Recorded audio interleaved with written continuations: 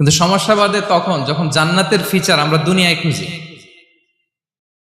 যেটা পাবো আমরা জান্নাতে, এটা খুঁজি কোথায়? এই তখনই সমস্যা বাদে।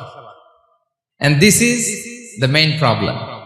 এটাই বড় সমস্যা। এই সমস্যার সমাধান কোথায়, এটা নিয়ে আজকে আমি কিছু কথা অ্যাড্রেস করবো ইনশাআল্লাহ। তো তাহলে আসুন শুনি জান্নাতের ফিচার কি।